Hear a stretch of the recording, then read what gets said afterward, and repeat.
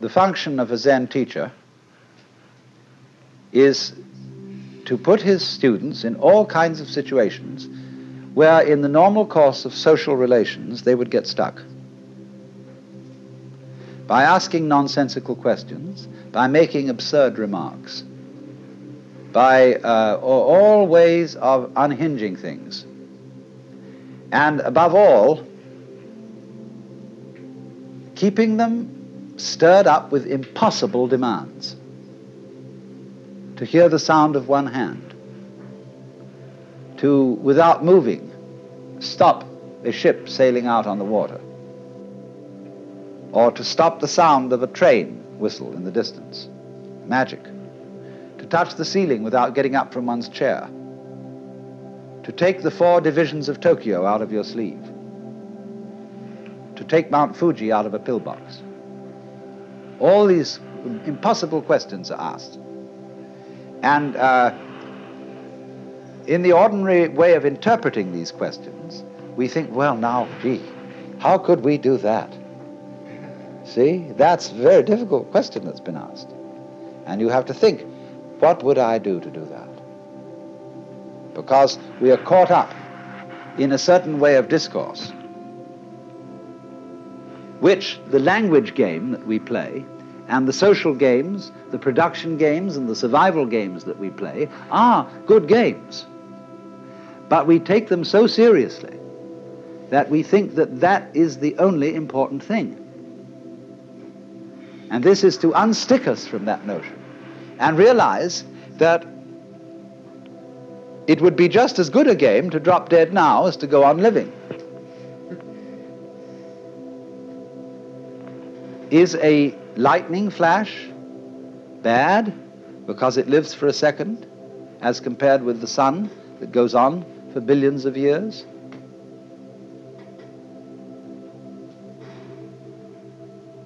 You can't make that sort of comparison, because a world of lightning goes also with a world where there's a sun, and vice versa. So long-lived creatures and short-lived creatures go together. That's the meaning of that saying. Flowering branches grow naturally, some short, some long. So this then is a scene in a Zen community where spontaneous behavior is encouraged within certain limits. And as the student becomes more and more used to it, those limits are expanded until eventually he can be trusted to go out on the street and behave like a true Zen character and get by perfectly well. You know what occasionally happens on the street when 2 people are walking down the sidewalk straight at each other, and they both decide to move to the right together, and then to the left together, and they somehow get stuck, and they can't pass each other. Zen teachers will pull just exactly that sort of stunt when going down a path and meet one of their students, to see if they can get him in a tangle, and can he escape from it.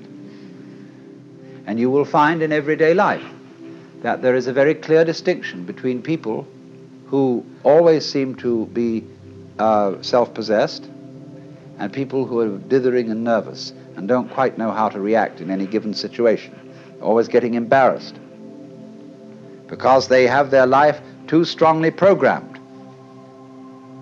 You said, I mean, this is a common marriage argument.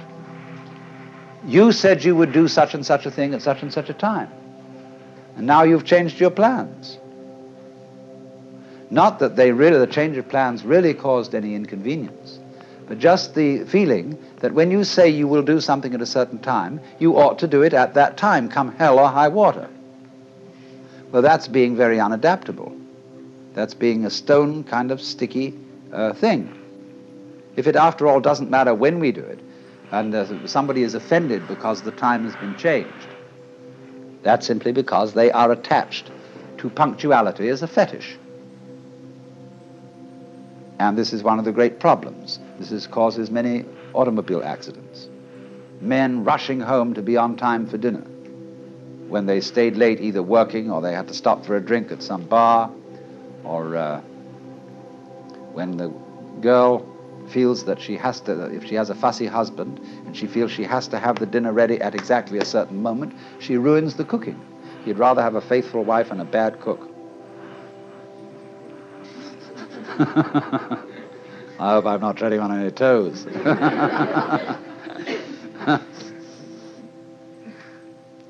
So, you see, we spend an awful lot of energy trying to make our lives fit images of what life is or should be, which they could never possibly fit. So, Zen practice is in getting rid of these images. But it's so explosive socially to do that. And it so worries people. They get vertigo, they get dizzy, they don't know which end is up. And this happens, you know, if you've ever been in one of those blab sessions, where they call them tea groups, I think, or something like that, where the people gather together without any clear idea of what this gathering's about. They know it's somehow self-exploration, but just how do you begin on that? And so somebody starts to push his idea, and then somebody else says, well, why are you trying to push your idea on us? And then they all get into an argument about the argument.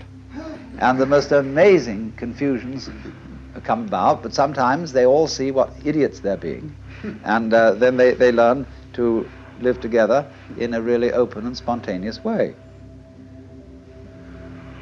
There was a very interesting dinner party once where a Zen master was present, and there was a geisha girl who served so beautifully and had such style that he suspected she must have some Zen training. And after a while, when she paused to fill his sake cup, he bowed to her and said, I'd like to give you a present. And she said, I would be most honored. And he took the iron chopsticks that are used for the hibachi, the charcoal brazier, moving the charcoal around. He picked up a piece of red-hot charcoal and gave it to her. Well, she had very long sleeves on her kimono. She whirled the sleeves round her hands and took the hot charcoal, withdrew to the kitchen, dumped it, and changed her kimono because it was burnt through. Then she came back into the room, and after a suitable interval, she stopped before the Zen master and bowed to him and said, I would like to give you, sir, a present. And he said, I would be very much honored. Of course, he was wearing a kimono, something like this. And so she picked up a piece of coal and offered it to him. He immediately produced a cigarette and said, thank you, that's just what I needed.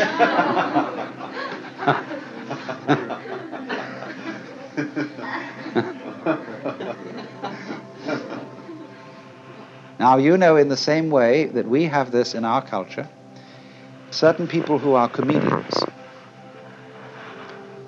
who know how to make jokes and gags in a completely unprepared situation,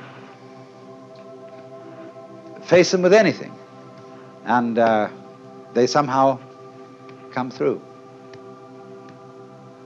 So that is exactly the same thing in a special domain as Zen. Only a master of Zen does this in every life situation. But the important thing is to be able to do this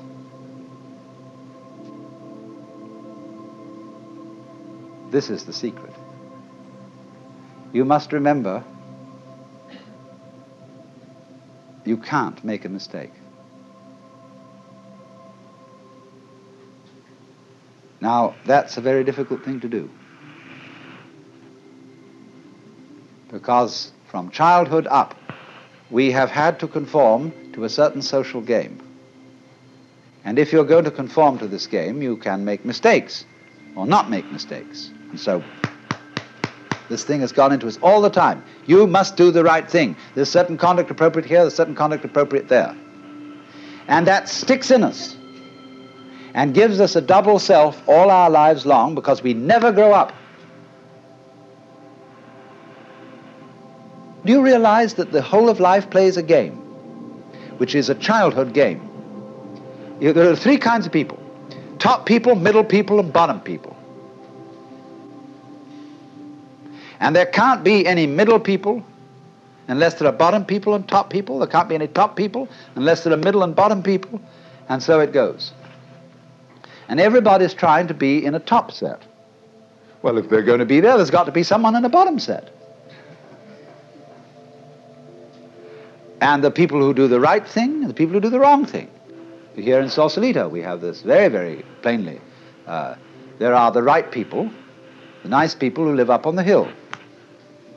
Then there are the nasty people who live down here on the waterfront, and they grow beards, and they wear blue jeans, and they smoke marijuana, and whereas the other people on the top of the hill drive Cadillacs and have wall-to-wall carpeting and nicely mowed lawns, and their particular kind of poison is alcohol.